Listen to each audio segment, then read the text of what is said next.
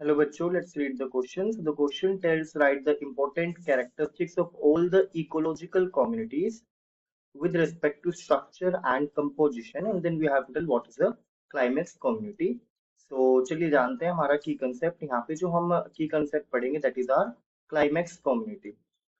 So first of all we will know की important characteristic क्या है सभी इकोलॉजिकल कम्युनिटीज का with respect to structure and composition, and then we will move on to the climax community. Now, in the first part, they have asking कि important characteristic क्या है.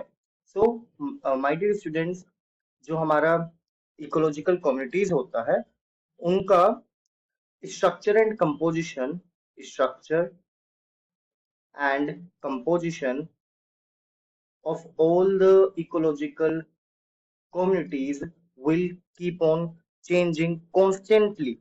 So it will keep on changing constantly changing. और किसके response में change होगा?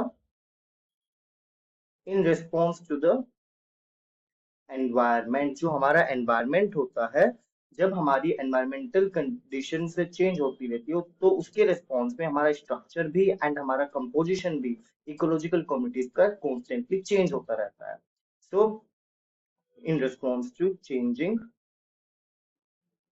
Environmental conditions. तो ये तो हुआ हमारे पहले पार्ट का आंसर.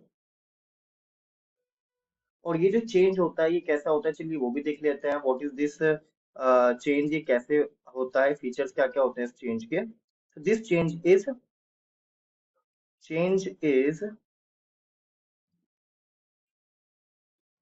सीक्वेंशियल. ये सीक्वेंशियल होता है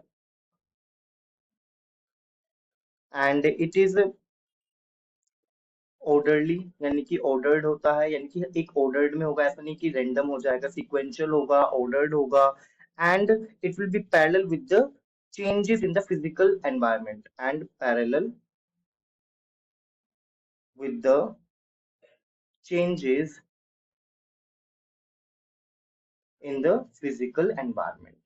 कि जैसे जैसे फिजिकल एनवायरनमेंट में चेंजेस होंगे, फिजिकल सराउंडिंग्स में चेंजेस होंगे, वैसे वैसे ही हमारा जो स्ट्रक्चर एंड कंपोजिशन है इकोलॉजिकल कम्युनिटीज का वो चेंज हो जाएगा. So these are the features of this change, जो हमने अभी ये कांस्टेंट चेंज पढ़ा in response to the changing environmental conditions.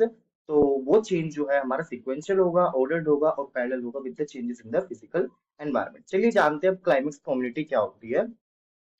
सो जो ये क्लाइमेक्स कम्युनिटी होती है इसकी बहुत सिंपल डेफिनेशन है. So what is that? So climax community,